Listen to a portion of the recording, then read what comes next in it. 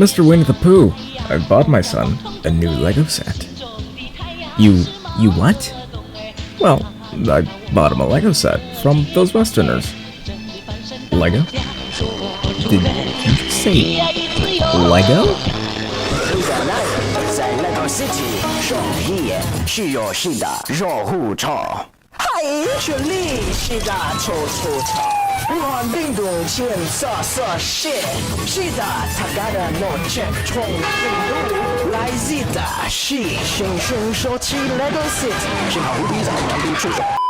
Execute him. China itself has one of the longest histories to cover anywhere in the world, which is why I'm going to do that as well as cover other essential pieces of it as fast as humanly possible. First must come China's informational pieces, and then we could get into how China went from being more addicted to opium than Jesse Pinkman was to meth from Breaking Bad, to then riding bicycles and farming in the 1980s, and now being the largest contestant to the United States on the world power stage.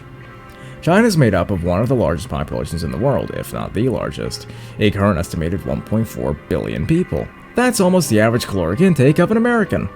Amongst those people is all different kinds, or really as much variety as you get in a chicken cooked by white people. But approximately 91% of them is primarily the Han people. Amongst them are the Zhuang, Uyghur, Tibetans, Mongolians, and a few select others.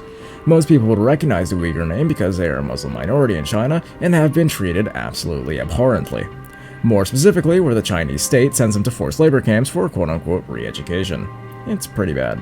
As for China's geography though, I'm going to sum it up as best as I can. China's pretty big. Like, really big. A bit bigger than the US to be as precise as I can be. It's got a lot of mountains, it's got a pretty big wall, no, not to keep Mexicans out, just everyone except for communists. As for who's around China, it's relatively simple. Here, just look at this map. It's on Google, it's very free, and you can see it quite vividly.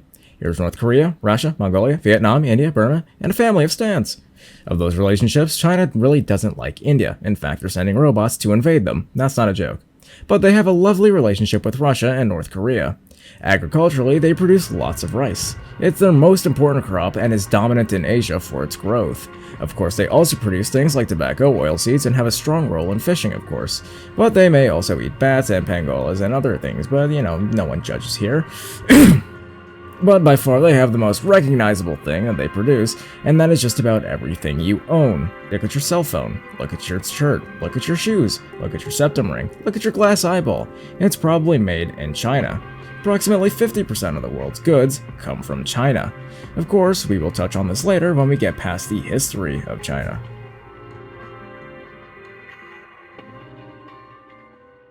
Chinese history began roughly around 2000 BC with the Jia dynasty, which is quite possibly fake and invented by the Chinese government, and I wouldn't doubt it for a second, but just go with me here. China had what happened to be basically everyone else in history, where one person would grow powerful, and then greedy, and then get overthrown, and establish a long-standing pattern for many, many, many years. After the Jia came the Shang, where they built pools of alcohol and hung meat around it. Then came the Zhou, which gave us Confucius. But then the Qin came, who unified parts of China and connected a series of big walls and kept all the Mongolians out. And then the Han, who came and gave us the Silk Road and was considered a golden age in China. Now that 2,000 years have passed, let's keep going. China broke out into all-out war, then it was unified, then it broke again, then it unified, and then, oh god, this is hopeless. Let's fast forward a little bit.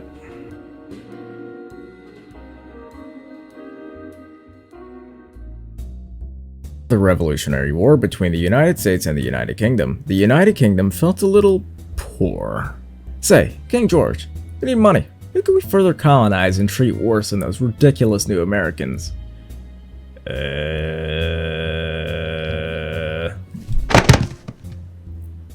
George? George? Okay, never mind. Hey, new guy, King George, whose society should we blatantly exploit for our benefit? Huh? Oh,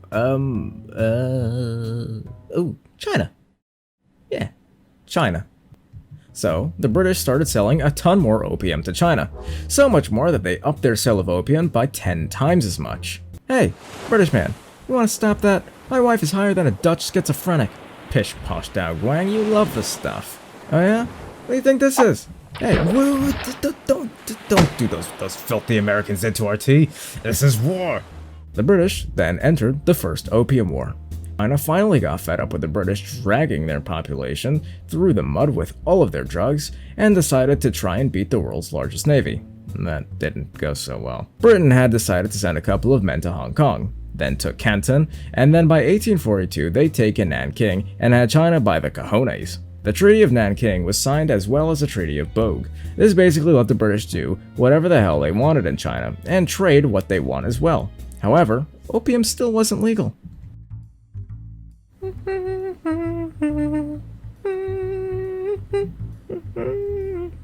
Your Majesty, it seems the Chinese have supposedly gone on one of our ships, arrested Chinese smugglers of our product, and lowered our colors. Should we send in They touched our drug supply? Yes. Send in the artillery, blow them up, kill all of them, take this Frenchie with you too. The Second Opium War was much more aggressive and bloody than the first. With much more fighting, it claimed the lives of thousands of Chinese soldiers and a couple of hundred British soldiers. Also, the French joined in just for fun. They really had no real reason to be there, they were just there to be there. The war lasted another 4 years, from 1856 to 1860. However, by 1858, the Chinese had been pummeled so hard they decided to legalize opium. British and French decided to leave, but then the Chinese saw them leave and started refusing to sign things the British kept sending them, basically ripping up their agreements. So the British and French came back with even bigger guns and boats in 1859 and continued to pummel the Chinese until the Chinese signed the very strict Beijing Convention, giving Queen Victoria even more power over China. The Chinese were slightly humiliated by the fact that they'd been beaten by a woman, Britain, and so they entered what was known as a century of humiliation. As the British forced legalization of the opium trade and got their way obstructing China's quote-unquote perfect society, the British forced their boots onto China's head and kicked it harder than China would kick the world in the nuts with coronavirus 160 years later. Or should I say lungs? Or old folks' homes? Wait, no, that was Andrew Cuomo. He's the one who killed all those people. Yeah, he's a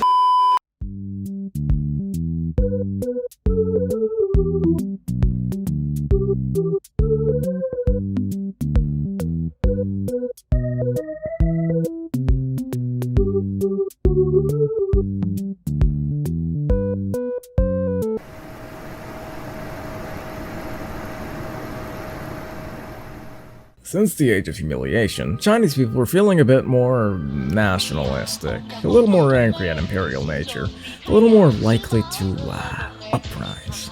After the lull of the sale of opium till its near stop just before World War I, the idea to rage against the machine, if you will, had just come about.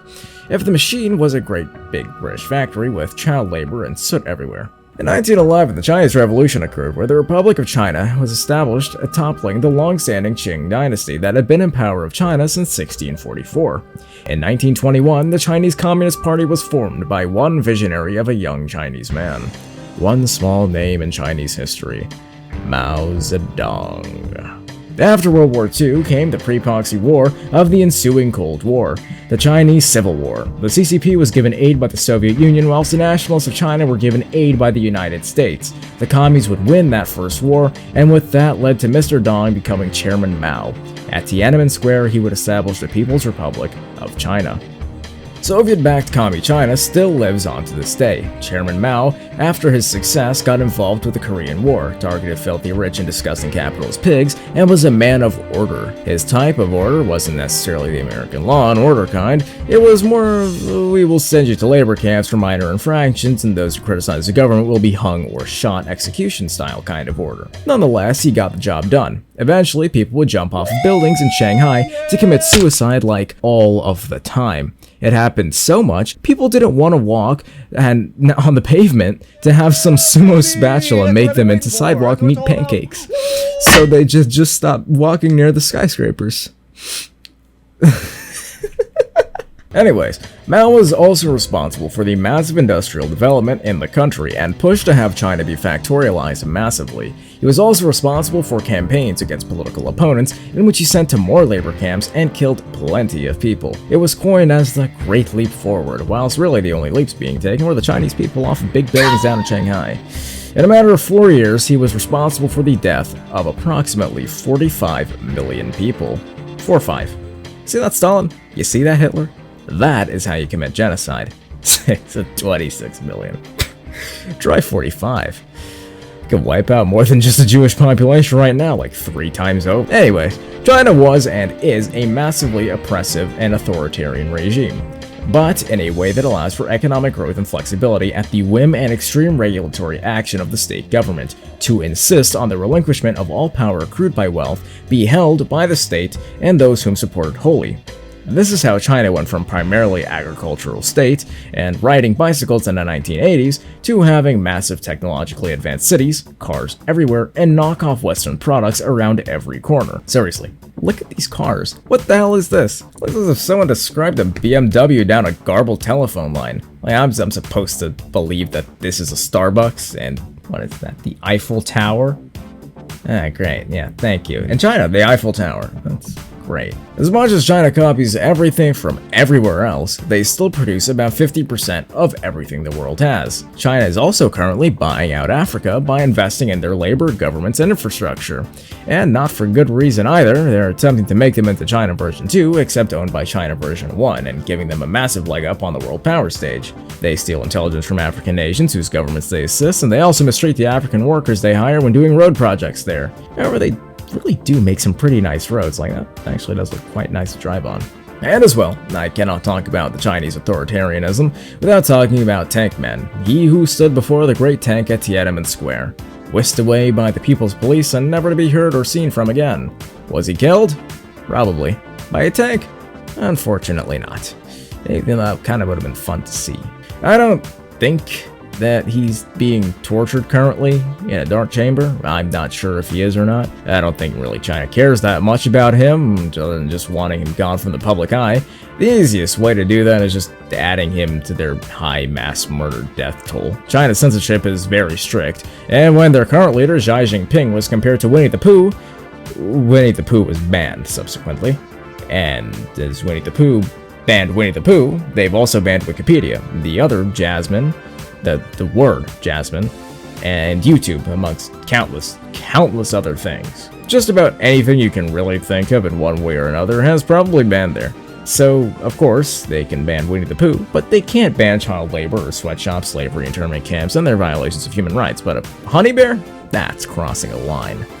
China's even recently got its own American mascot. See? John Gina gets Chinese culture. Plus 100 social credit to you, John. Well deserved. Xi Jinping approved. China's an interesting place with a fascinating and long history. Longer and more intricate than anything I can feasibly sum up within the past couple of minutes I've been rambling about with this communist sweatbox, or sweatshop, whichever you prefer. They also have a lot of those too, especially with children in it. Anyways, currently the United States and China are constantly at odds with each other, trying to vie for world power. The United States and the rest of the world adamantly concerned at the partnership trio of Russia, China, and North Korea, of which contains the ever-so-trapezoidally haired little rocket man and his assortment of nuclear toys. Of course, we also can't forget to mention how Hong Kong was not given back to China until 1999, and what a mistake that was, Great Britain, because how China wants to oppress them, and Hong Kong doesn't want China to oppress them. A lot of the world thinks China needs to keep their hands to themselves, It's okay, Hong Kong. Show Dr. Lawrence on the teddy bear where China touched you. As much that can be said about China as there is, all we know is that one thing is for sure. They really were onto something with that pool of wine and meat hanging around it back with the Shang Dynasty. Just put that, thanks for watching. Subscribe, like, bye. Wait, I wanna say bye too, I'm the editor. Okay. Okay. Can I be in the video? Yes, of course. Can I be your pocket editor? The only editor you go to? What are you proposing here?